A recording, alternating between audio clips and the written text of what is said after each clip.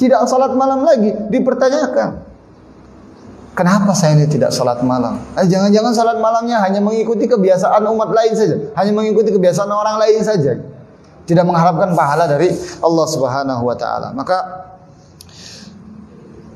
sebetulnya kebaikan yang kita dapatkan, yang kita dapat kerjakan ini semuanya adalah karena taufik dari Allah. Dari kita, kemudian Allah memberikan taufik kita agar mudah untuk mengerjakan kebaikan itu. Maka Allah Subhanahu wa taala berfirman di dalam surat Al-Lail, "Fa amma man a'ta wattaqa wa saddaqa bil husna fasanuyassiruhu lil yusra." Barang siapa yang gemar untuk memberikan, bersedekah, hartanya dia diinfakkan di jalan Allah. Kemudian wasaddaqa bil husna, dan dia percaya memang nanti itu akan ada surga. Husna ini, Imam Ibnu Katsir mengatakan bahwa husna di sini adalah kebaikan itu berbentuk surga. Yang bersedekah dan dia percaya bahwa dia pasti akan dibangkitkan dari kuburnya dan meninggal dunia, nanti akan ditentukan di mana tempatnya, di neraka atau di surga. Dia percaya adanya surga, fasanuyassiruhu lil yusra, maka Allah akan permudah jalannya, jalan hidupnya dalam kebaikan. Orang yang sudah biasa dengan kebaikan, misal pindah rumah, diberikan oleh Allah rumah yang mungkin dekat dengan masjid, rumah dekat dengan orang-orang yang soleh, rumah yang kompleknya baik semuanya. Tapi orang-orang yang tidak percaya dengan surga dan dia pelit terhadap hartanya, fasanuyassiruhu lil usra, Allah pun akan permudah hidupnya dalam kemaksiatan. Jadi jangan disangka orang yang pindah rumah misalnya, atau orang yang cari sekolahan, kemudian dia diberikan oleh Allah teman-temannya yang Masya Allah, yang jahat-jahat atau jauh dari Allah, itu boleh jadi karena dianya sendiri. Maka seseorang yang pelit dengan hartanya dan tidak percaya dengan akan balasan surga dan neraka, Allah akan mempermudah hidupnya di dalam kesukaran, di dalam kesulitan. Semoga Allah Subhanahu wa taala mempermudah kita semuanya, hidup kita semuanya untuk mengamalkan ibadah-ibadah Allah, ibadah-ibadah kepada Allah Subhanahu wa taala. Kemudian Allah mencatat amalan-amalan kita terutama di bulan suci Ramadan ini, dan keluar dari bulan suci Ramadan membawa ampunan dari Allah, membawa semangat, spirit Ramadan masih tetap kita bawa sampai akhir tahun nanti dan masuk bulan suci Ramadan yang selanjutnya. Dan tolak ukur yang selanjutnya adalah seseorang yang sudah masuk dalam bulan suci Ramadan, pastinya dia akan menjaga lisannya, dia akan tindak tanduknya di dalam berbuat.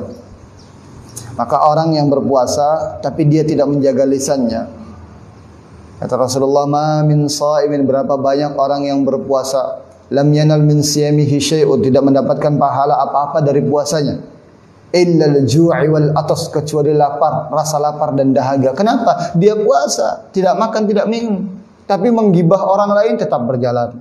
Dia puasa, tapi membuli orang lain, menzalimi orang lain tetap dia jalan. Ibadah puasa tetap jalan, maksiat dia tetap jalan, maka tidak mendapatkan apa-apa dari Allah Subhanahu wa taala. Kemudian kita keluar dari bulan suci Ramadan, kalau kita sudah terbiasa dengan lisan-lisan yang baik, jarang ngomongnya hanya seperlunya saja, hanya yang bermanfaat saja. Keluar dari bulan suci Ramadan, kita pun akan terjaga lisan kita. Dan perlu kita ingat kembali bahwa wa ma yalfizu min qaulin illa ladaihi raqib atid.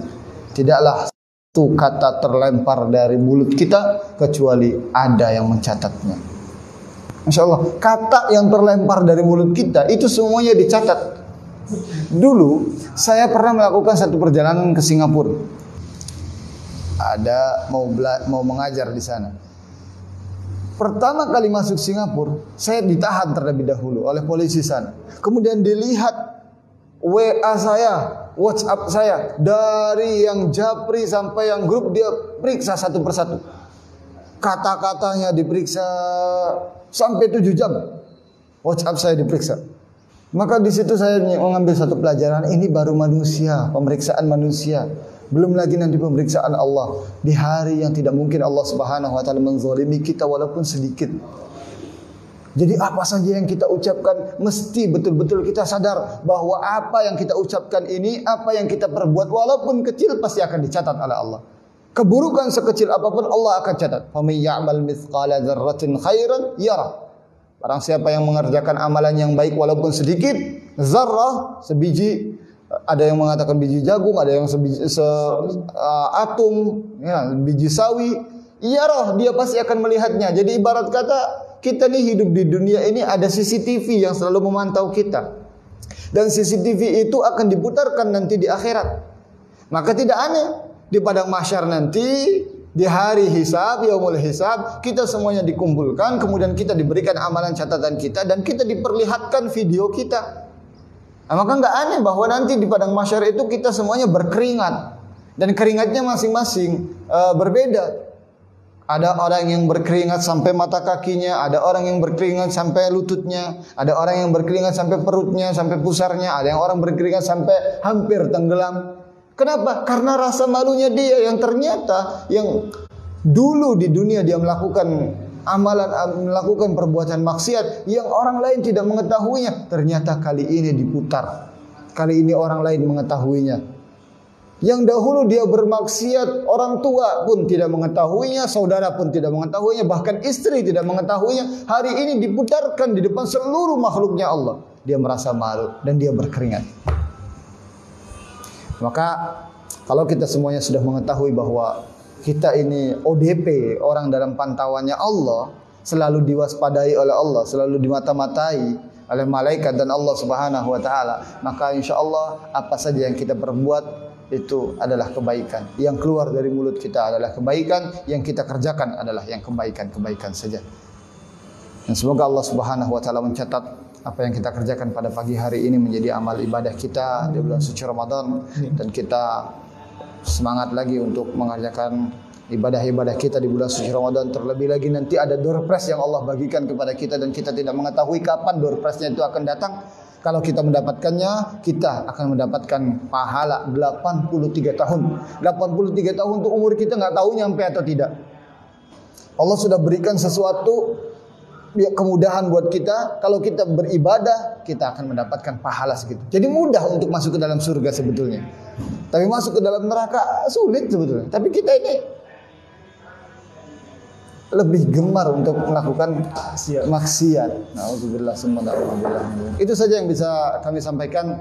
Kurang lebihnya kami mohon maaf. Terima kasih banyak atas segala perhatiannya. Ya'fu minkum. Assalamualaikum warahmatullahi wabarakatuh. Waalaikumsalam warahmatullahi wabarakatuh. Baik, sahabat Palestina, sahabat KNRP. Nah, telah kita dengarkan tadi secara seksama penyampaian dari Ustaz Fajar terkait tolak ukur keberhasilan kita pada bulan Ramadan. Nah, mungkin di sisa-sisa waktu terakhir ini Ustaz, apa ya? Tadi kan Ustaz sudah menyampaikan ada 4 poin tadi ya. Iya. Keluar masuk dan keluarnya kita di bulan Ramadan ini, pada akhirnya kita akan mendapatkan ampunan dari Allah Subhanahu wa taala. Kemudian sampai pada poin keempat adalah menjaga lisan kita. Nah, mungkin singkat aja Ustaz jawaban dari Ustaz nanti.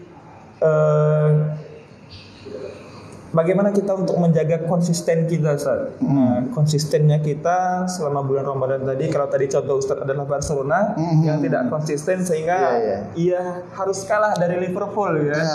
Nah, bagaimana dengan kita nih, Ustaz? Konsistennya kita agar kita tidak kalah dengan kemaksiatan gitu. Apalagi ini kan bulan keberkahan kan, kita harus menjaga konsisten itu kan. Jangan sampai 10 hari terakhir ini malah kita tidak melakukan apa-apa gitu. Nah, bagaimana itu konsisten kita, Ustaz? Baik, bismillahirrahmanirrahim. Perlu kita ingat kembali bahwa Rasulullah SAW mengatakan innamal a'malu bi khawatimiha.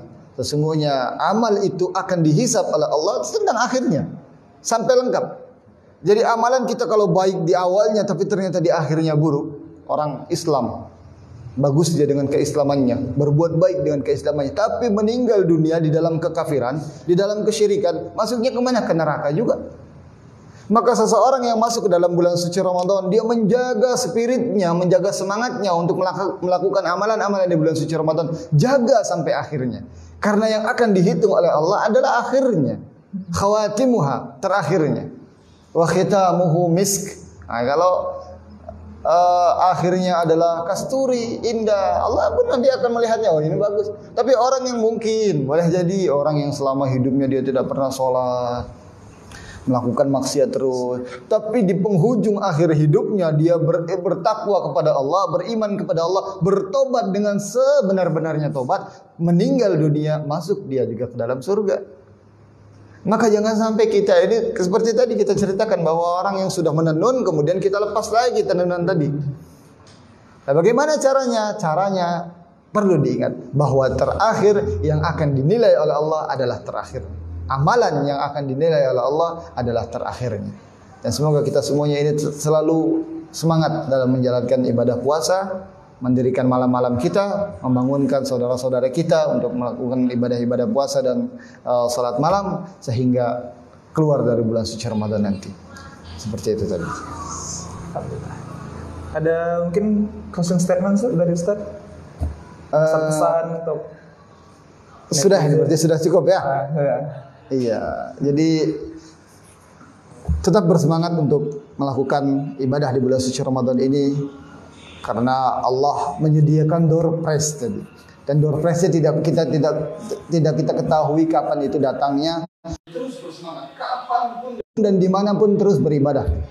Semoga Allah Subhanahu wa taala menjadikan kita semuanya ini orang-orang yang dipermudah untuk melakukan amalan-amalan kebaikan di dalam bulan suci Ramadan dan di luar bulan suci Ramadan juga. Amin amin ya rabbal alamin. Amin.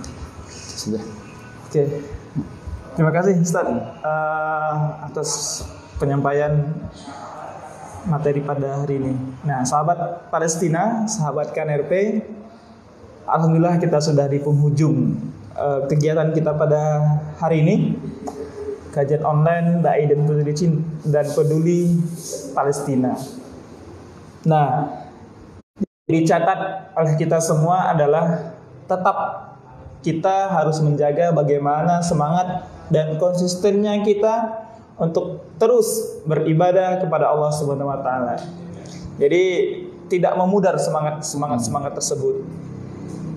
Nah, sehingga pada hasilnya adalah kita akan membawa ampunan dari Allah Subhanahu wa taala saat kita keluar dari Ramadan ini. Kemudian kita juga akan menjadi orang yang bertakwa. Lebih bertakwa daripada tahun-tahun sebelumnya atau bulan-bulan sebelumnya.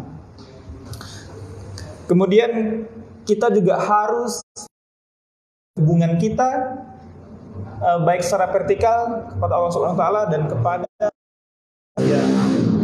Nah, jadi sahabat Palestina, sahabat KNRP, tetap semangat.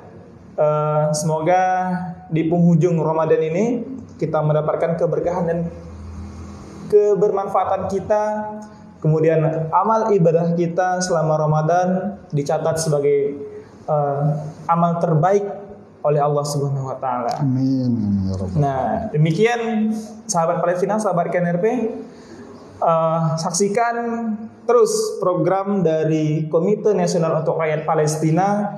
Insyaallah besok kita akan jumpa kembali dalam program kajian online dengan tema yang berbeda dan pastinya juga narasumber yang berbeda. Bantu Indonesia, bantu Palestina hadapi corona. Demikian, assalamualaikum warahmatullahi wabarakatuh. Waalaikumsalam.